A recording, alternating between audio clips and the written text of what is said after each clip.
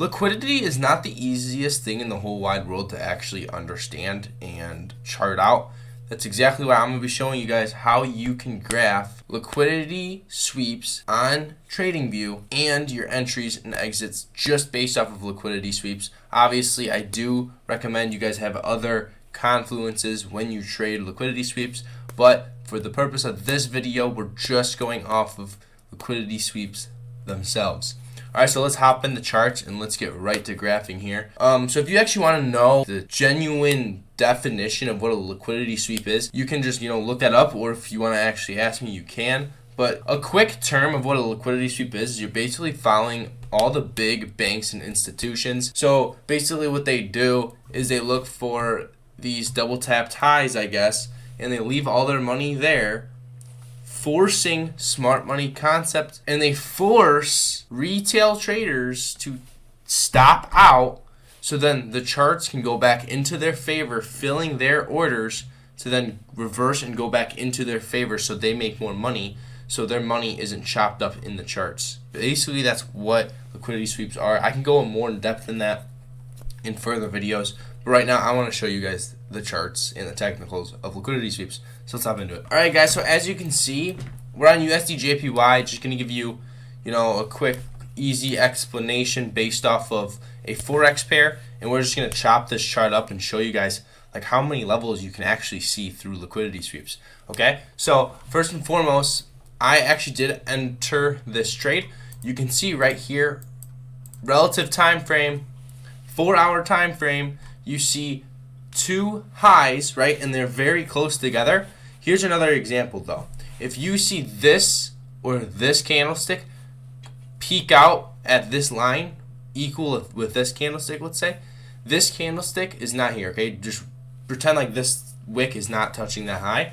Let's just say this one is. It's still valid. It just has to be kind of close together. It can't be super spread out, just for more accurate information. Okay, but I saw this.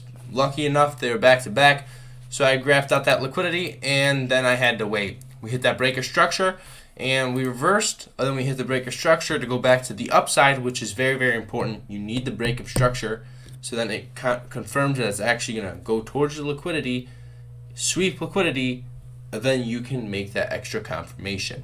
Like I said, I don't want to go too far into confirmations, but break of structure is one of the biggest ones you need to know, especially to use it with liquidity sweeps.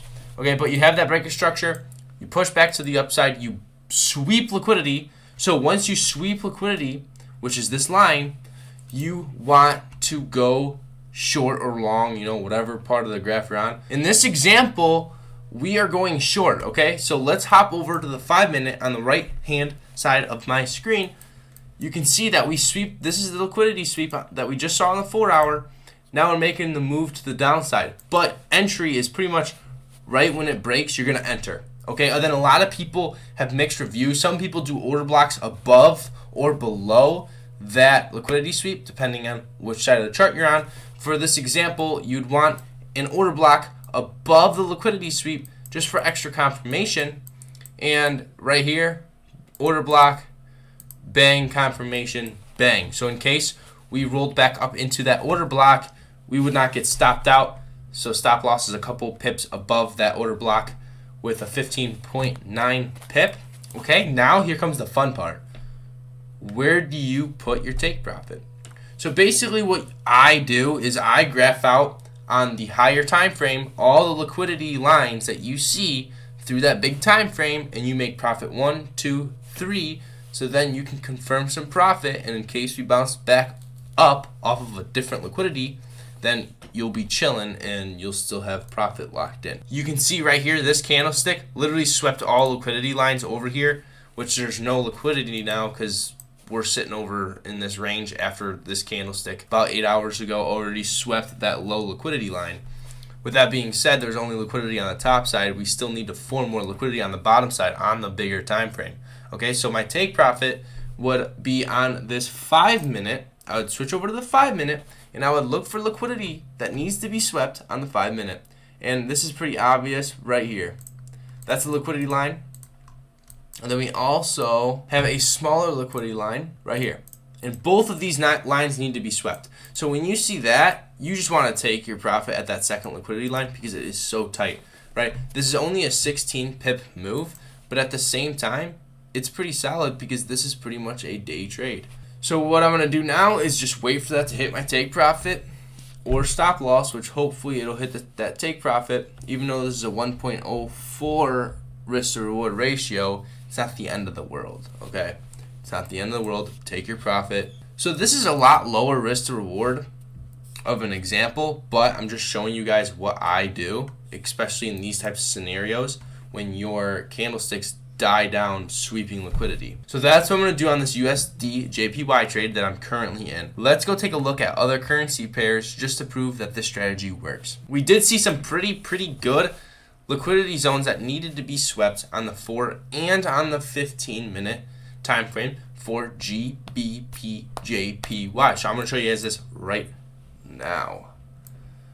So at the top here, you can clearly see that we have two equal highs, and you can tell they're not back-to-back equal highs. You see the break of structure, it moves to the downside, break a structure, moves to the upside, break a structure again, break a structure up here, and we come up, retest that area, come back down, break a structure, come back up, break a structure, then we're gonna do higher low, then higher high, all the way up here, sweeping that liquidity line. What happens when this liquidity line is swept?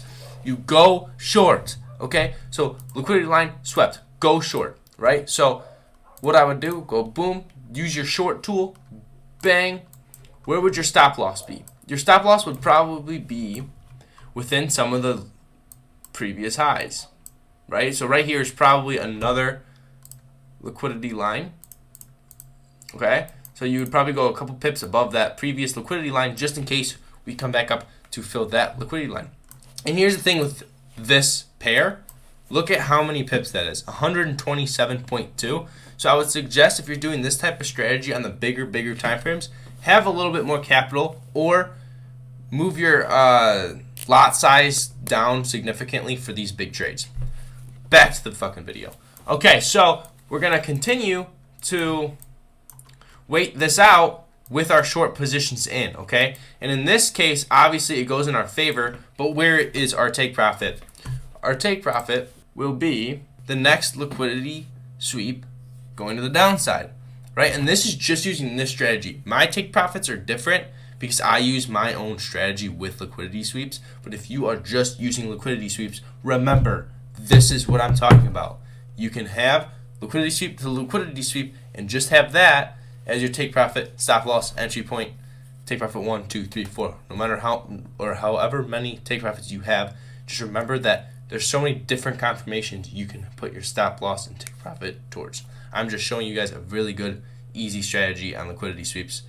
Let's get back to the video once again. Since you're in this trade, you're waiting patiently. Technically, you can call this a liquidity sweep down here because you have that break of structure up here and you come back down and you even sweep that liquidity a little bit and move to the downside, upside, but you get faked out and it dies even more. So what you'd want your take profit to be, this is a previous liquidity line, bang, you can see swept liquidity, move to the upside. What I would have done in this situation was identify that low, that previous low from once we hit that high, right? The previous low being right here, I would put that as my stop or my take profit or over in this area. I'm not the biggest fan of stop loss 1, 2s, 3s, but everybody is different. Once again, I would probably put my take profit to that previous low. Even though we have those little pullbacks, we still would have hit that take profit with ease, with 180 pips to 127, 1.42.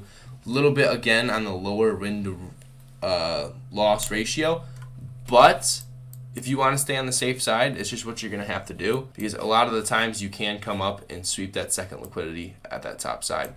Okay, now let's move over to the 15-minute liquidity I also found on GBPJPY.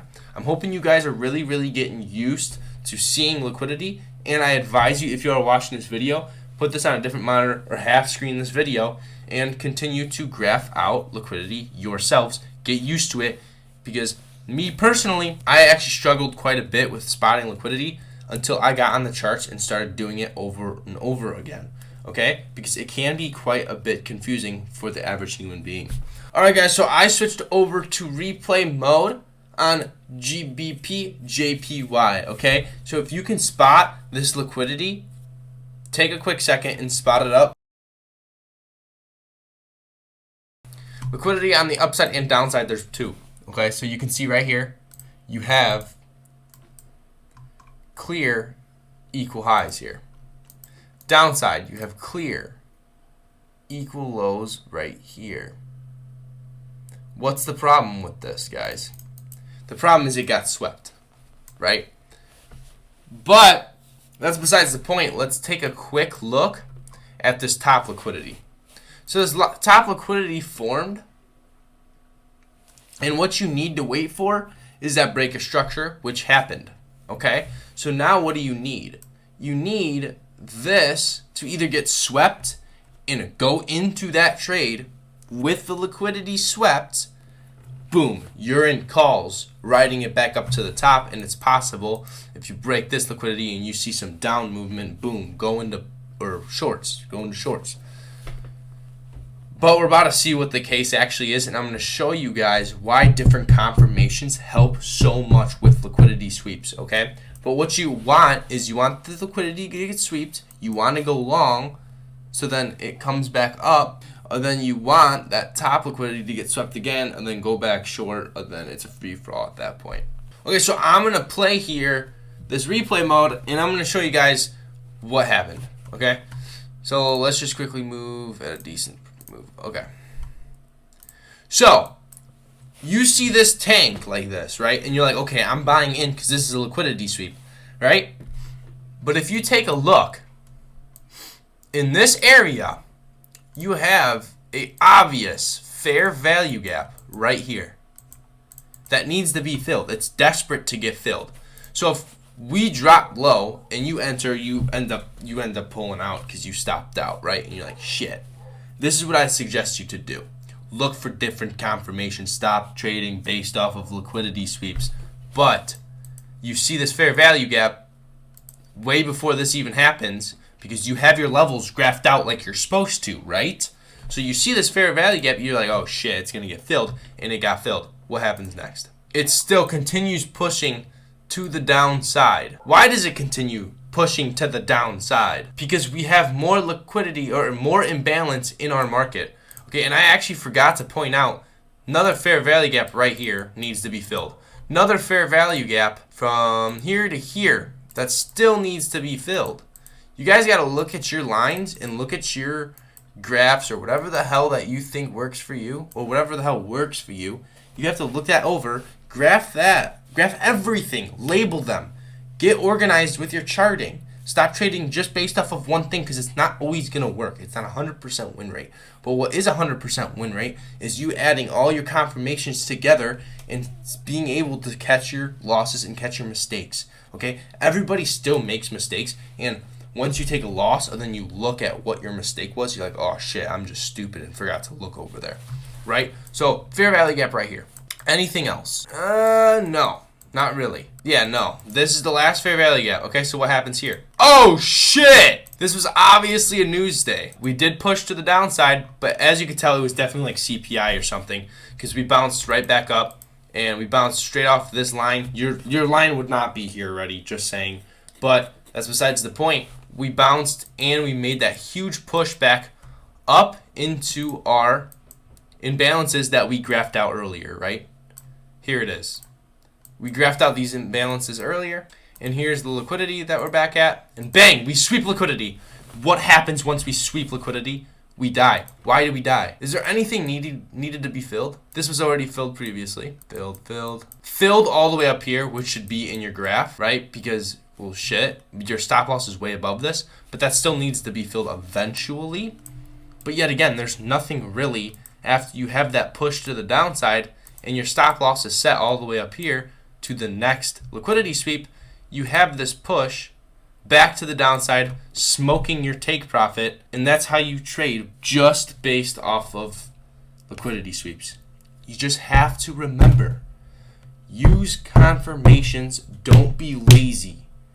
Do your research on what confirmations work best for you. But I'm going to give you guys my confirmations I use to win 90% of my trades in the Forex markets. I use it. Liquidity sweeps. I use supply and demand. I use support resistance. I use break of structure. I use fair value gaps. And that's all I use. I use RSI as well, just to see if the stock is oversold or overbought. That is just kind of iffy. I wouldn't really suggest it, but I do use that as well. And then this is also the EMA you see on my screen, which is not mandatory either. I use that for crypto. It just came over to this chart. Okay, so that is what I use when I trade in the Forex market. And all you have to do is do your research on what you want to get into and give it 110%. Because if you give it 110% without giving a shit about what anybody else thinks, you're going to finish it. You're going to complete it. Liquidity sweeps, study it. Study it, study it, study it. Go to different charts, go to different pairs, and just grind that shit out because it will help you. Trust me. I've gained 3 W trades within the last 2 days off of learning liquidity sweeps and going based off of the other confirmations I have. So liquidity sweeps with confirmations will do you justice. Just remember to stay safe out there and graph all of your zones, especially the fair value gaps. I'll catch you guys on the next one. I love every single one of you. Peace out.